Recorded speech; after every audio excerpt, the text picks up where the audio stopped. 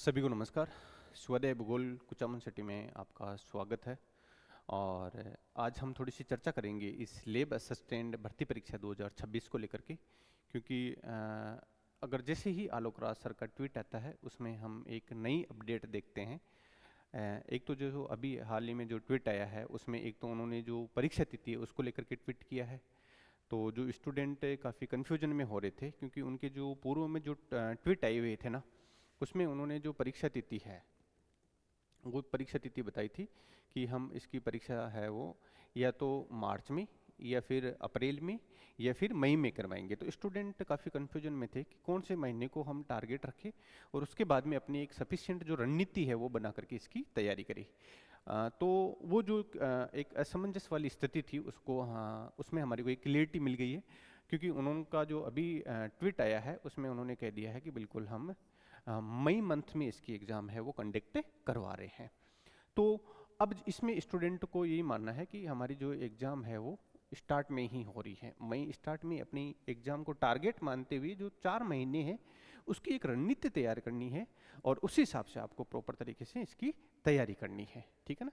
तो जो असमंजस की स्थिति एग्ज़ाम डेट को लेकर के वो तो क्लियर हो गई है, हमारी मई मंथ में ही हो रही है एग्ज़ाम। तो इसके अलावा एक स्टूडेंट पूछ रहे थे, सर विज्ञापन कब आएगा इसका।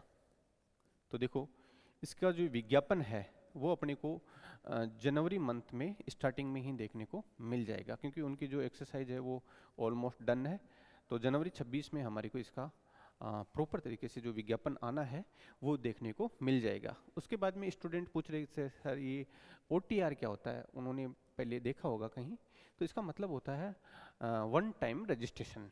अब आपको बार बार डॉक्यूमेंट अपलोड करने की आवश्यकता नहीं रहेगी अगर आपने अपना OTR करवा दिया है वहाँ पर, तो ठीक है। अगर उससे संबंधित अगर कोई नई आप डिग्री वगैरह लेते हो तो उसमें अपडेट हो जाएगा वो, ठीक है। तो ये OTR का मतलब होता है वन टाइम है रजिस्ट्रेशन।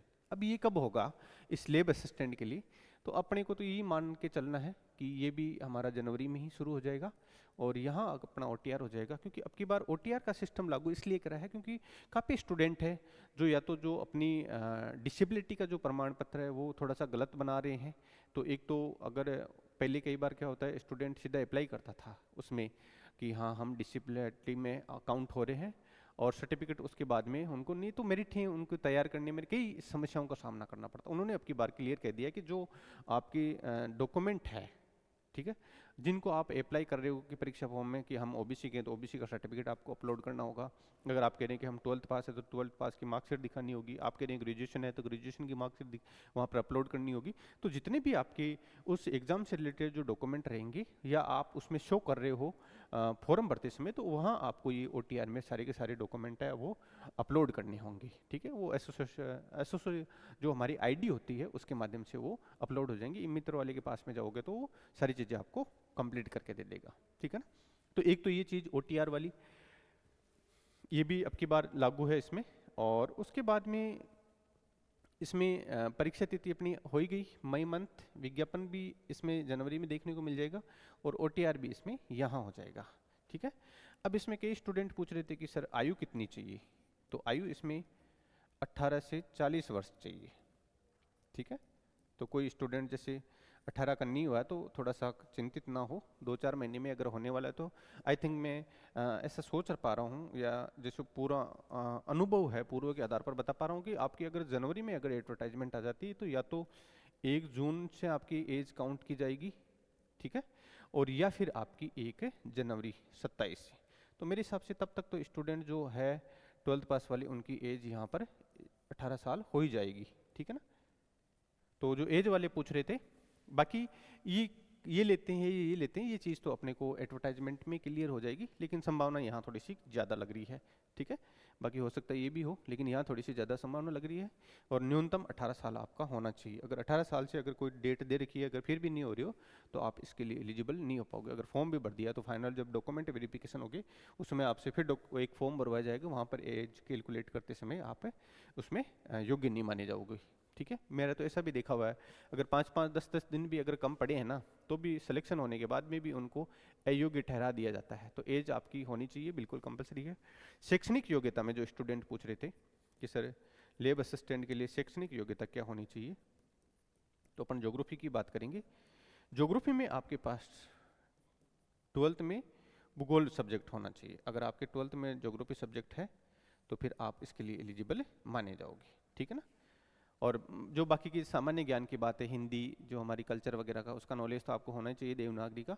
लेकिन इसमें मेन मस्ट यही है कि 12th में आपकी ज्योग्राफी होनी चाहिए, ठीक है। एक इसमें पदों को लेकर के बार बार जो स्टूडेंट पूछ रहे थे कि सर कितने पद आ रहे हैं, तो आ रहे हैं या नहीं आ रहे हैं, तो बिल्कुल आ रहे हैं ज्योग्राफी में पद, और 125 प्लस ही पद आपको देखने को मिलेंगे। तो एक अच्छा अवसर है लेब असिस्टेंट बनने का आपके पास, क्योंकि अच्छे पद आ रहे हैं। 125 पद कम नहीं होते हैं ज्योग्राफी सब्जेक्ट में, ठीक है। तो 125 पद प्लस ही देखने को मिलेंगे, तो 125 प्लस पद अपने पास आ रहे हैं। तो मेरे हिसाब से जो 12th पास किए हुए स्टूडेंट, उन सभी को एक बार जम करके तैयारी करनी चाहिए। अगर आपकी वास्तव में जो तैयारी अगर पूरी एनर्जी के साथ, एक प्लान के तहत, एक अच्छे कंटेंट के साथ में है, तो आपको वहाँ पर सफलता भी मिलती है। पहली बात तो ये, क्योंकि थोड़ा सा आजकल सोशल मीडिया का ज़माना है, लोग अपनी चीज़ों को बेचने के लिए थोड़ा दुष्प्रचार भी करते हैं, और स्टूडेंट उन भावनाओं में आ जाता है, उन चीज़ों को देख करके फिर गलत कंटेंट पढ़ लेता है वहाँ पर। तो इसके लिए मैं आपको बता दूंगा थोड़ा सा अभी 2 मिनट में कि किस हिसाब से कौन सा कंटेंट आपको पढ़ना चाहिए, ठीक है। तो वही थोड़ा सा आपके लिए सफिशियंट रहेगा इसमें। अब देखो कंटेंट पे बात कर लेते हैं, किस हिसाब से आपको तैयारी करनी चाहिए इसकी। भूगोल के लिए इसमें पार्ट 2 है, ठीक है। जैसे एक तो पार्ट ए और एक आपका पार्ट बी। तो बी में तो भूगोल आएगा, और जो आपका ए पार्ट है उसमें एक तो राजस्थान का भूगोल आएगा। जो नए स्टूडेंट हैं उनके लिए है ये मैसेज, बाकी जिनको पता है उनको तो सारी चीज़ें वैसे ही ऑलरेडी क्लियर है। एक तो राजस्थान का भूगोल आएगा, और एक राजस्थान का इतिहास और संस्कृति, कल्चर आएगा, ठीक है। ए पार्ट के आपके इसमें 50 क्वेश्चन आएंगे, और जो सब्जेक्ट वाला पार्ट है इसके 100 क्वेश्चन आएंगे, ठीक है। इसके लिए अगर आप बुक देखो, तो अगर आपको ऑथेंटिक बुक पढ़नी है, क्योंकि आलोक राज सर का भी एक मैंने ट्वीट पढ़ा था या इंटरव्यू पढ़ा था, उन्होंने कहा कि अब हम भी RSSMB बोर्ड की जो जितने भी एग्जाम है उनका थोड़ा स्तर सुधारेंगे। तो यकीन मानो स्तर सुधरता है तो फिर वो सीधी सी बात है, इसकी जो मूल किताबें हैं वहाँ पर जाएंगे। तो राजस्थान का भूगोल के लिए आप इसमें HM सक्सेना की बुक आती है एक, तो वो वाली लगा लेना, ठीक है। और या फिर इसमें डॉक्टर LR भल्ला की भी बुक आती है, अच्छी यूनिवर्सिटी में चलती है, अच्छा कंटेंट है इसका भी। दोनों में से कोई एक बुक लगा लेना, पहली प्रायोरिटी पे इसे रख लेना, दूसरी प्रायोरिटी पे इसको रख लेना, ठीक है। और राजस्थान का इतिहास और कल्चर के लिए, इसके लिए आप मेरे हिसाब से अगर गाइड भी पढ़ते हो तो भी थोड़ा ठीक और सफिशिएंट रह जाएगा। पवन जी भंवरिया सर है जो कि इतिहास के प्रोफेसर है, और अच्छी ये इन्होंने बुक लिखी है राजस्थान का इतिहास और कल्चर के लिए। तो मेरे हिसाब से ये वाली आप यहाँ से तैयार कर सकते हो, ठीक है ना। तो ये तो हो गई अपनी ए पार्ट के लिए कि आपको कौन सा कंटेंट पढ़ना है। इसके अलावा इनमें आप जैसे एक दिशा 2020 के नाम से एक ऑब्जेक्टिव बुक आती है, तो वो भी आप लगा लेना इसमें, क्योंकि उसमें आज तक के आए हुए RSSMB बोर्ड या RPSC के जो आए हुए पेपर है ना, उसमें बताया हुआ रहता है कि ये क्वेश्चन इस परीक्षा में आया हुआ है। तो हमारे को थोड़ा सा क्या, जो नए स्टूडेंट है ना, उनको थोड़ा सा एक पैटर्न का पता चल जाएगा कि क्वेश्चन किस हिसाब से पैटर्न में आ रहे हैं। और कुछ चीज़ें ऐसी उनके ऑब्जेक्टिव सोल्व करने से ये भी क्लियर हो जाएगी कि अगर हमने थ्योरी में पढ़ी है वो चीज़ याद नहीं हुई, अगर ऑब्जेक्टिव के रूप में वो अगर हमारे को सामने आ रही है वो चीज़, तो वो वहाँ पर क्लियर हो जाती है फिर, ठीक है ना। तो इनके लिए आप इस हिसाब से तैयारी कर लेना। इसके अलावा जो भूगोल वाला पार्ट है, इसमें और कुछ नहीं पढ़ना आपको। एक तो 11th और एक तो 12th की, दोनों की क्या पढ़नी है आपको, NCERT पढ़नी है। इसके अलावा कुछ भी नहीं पढ़ना है। बस NCERT को थोड़ा सा थ्योरी के साथ साथ में प्रैक्टिकल टाइप में भी पढ़ना। अगर कोई टॉपिक दिया हुआ है और उसमें मैप है, मैप में जो जानकारी है भर रखी है, तो उनका भी आप साथ साथ में थोड़ा सा अप्लाइड करते हुए पढ़ना कि उसमें किस हिसाब के क्वेश्चन पूछ सकते हैं।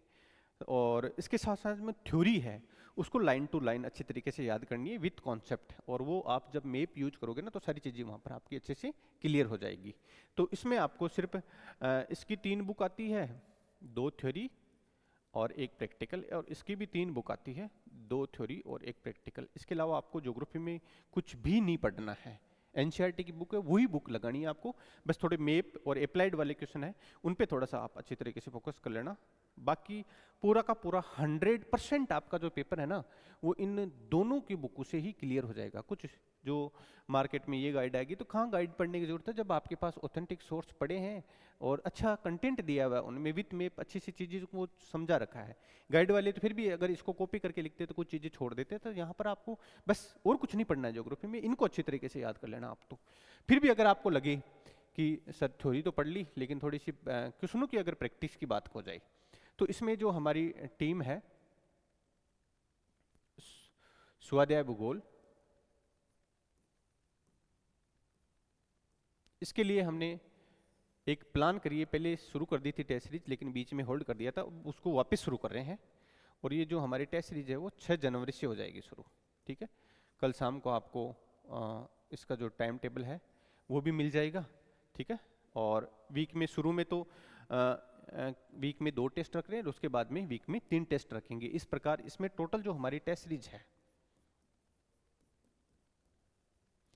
जो हमारी टेस्ट सीरीज है, इसमें टोटल आपको 35 टेस्ट करवाएंगे हम, और 35 टेस्ट में पूरी एनसीईआरटी का निचोड़ निकाल के दे देंगे। पूरा पूरा पेपर आपका इस एनसीईआरटी बेस पे रहेगा। तो कुछ स्टूडेंट पूछ रहे थे सर टेस्टों के लिए कंटेंट क्या पढ़ने, सिर्फ 11th-12th की एनसीईआरटी, 2 थ्योरी 1 प्रैक्टिकल यही पढ़नी है आपको। इस 35 टेस्ट में हम 32 टेस्ट तो करवा रहे हैं टॉपिक वाइज, और 3 टेस्ट करवाएंगे वो आपके फुल पेपर रहेंगे, जिसमें ए पार्ट भी लेंगे और बी पार्ट भी लेंगे। इसका मतलब इनमें आपके 50 क्वेश्चन तो जीके के आ जाएंगे और 100 क्वेश्चन आपके इसमें ज्योग्राफी के आ जाएंगे, ठीक है ना। ये आपका फुल पेपर पैटर्न रहता है। वहाँ जब RSSMB बोर्ड का पेपर होगा तो उसमें शुरू वाले 50 जीके के और उसके बाद में सब्जेक्ट के देखने को मिलेंगे। तो इसी पैटर्न पर हम लास्ट में जो लास्ट महीना रहेगा ना अप्रैल वाला, वहाँ पर ये अच्छे फुल पेपर करवाएंगे, ताकि इसमें तो आपका पूरा का पूरा सिलेबस पढ़वा लेंगे आपसे, और इसमें आपकी प्रैक्टिस करवा देंगे कि आपने जो सिलेबस पूरा पढ़ा है उसके आधार पर कितने आपके मार्क्स आ रहे हैं, ठीक है ना। तो ये 6 जनवरी से शुरू कर देंगे। बाकी कल इस पर एक टेस्ट सीरीज पर एक छोटा सा सेशन और ले लेंगे और वहाँ पर सारी चीज़ें अच्छी तरीके से क्लियर करके बता देंगे कि किस हिसाब से हमारा जो शेड्यूल है वो भी यहाँ पर बता दूंगा कि कौन सा टॉपिक किस तारीख को क्लियर करवा रहे हैं हम, और इसके लिए बेस्ट जो आपकी स्ट्रेटजी है वो क्या रहनी चाहिए इसमें, ठीक है ना। तो मेन बात तो जो हमारे को करनी थी, स्टूडेंट पूछ रहे थे वापस कब कर रहे हो, तो 6 जनवरी से इसको वापस शुरू कर रहे हैं, और बाकी पूरा टाइम टेबल आपको ए पर अपडेट मिल जाएगा। और कल हम इसको कोशिश करेंगे कि टेलीग्राम पे भी जो हमारा चैनल है, कुछ स्टूडेंट कह रहे थे सर कहाँ जुड़े आपसे, तो एक तो जो हमारा हिंदी में आप सर्च करोगे ना टेलीग्राम पर, तो वहाँ स्वाध्याय भूगोल के नाम से हमारा टेलीग्राम चैनल है, ठीक है, स्वाध्याय भूगोल के नाम से, तो वहाँ ज्वाइन कर लेना। लगभग 11.5 के स्टूडेंट इसमें जुड़े हुए हैं।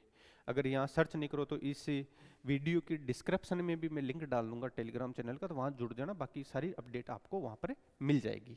तो इसमें आपको एक ही चीज़ का ध्यान रखना है, एक अच्छी रणनीति के साथ आपको प्रॉपर तरीके से पूरी अच्छी तैयारी करनी है, जम करके तैयारी करनी है, तो आपका श्योर सिलेक्शन हो जाएगा। और स्कूल लेक्चरर वालों के लिए तो स्पेशली जो स्टूडेंट स्कूल लेक्चरर की तैयारी कर रहे हैं ना, उनके लिए तो ये अच्छा अवसर है कि स्कूल लेक्चरर के एग्जाम से पहले आपका एक अच्छा मूल्यांकन हो जाएगा एनसीईआरटी का प्लस राजस्थान भूगोल और इतिहास कल्चर का, ठीक है ना। तो मेरे हिसाब से इतनी जो जानकारी थी सफिशिएंट है। फिर भी लगे किसी को कि कोई जानकारी छूट गई है, रह गई है, तो इस में एक कमेंट बॉक्स आता है तो उसमें डाल देना, वहाँ पर आपको आंसर मिल जाएगा, ठीक है। आप सभी लोगों को धन्यवाद। बाकी इस टेस्ट सीरीज पे कल हम एक सेशन और ले लेंगे, वहाँ सारी चीज़ें क्लियर कर देंगे आपको। धन्यवाद।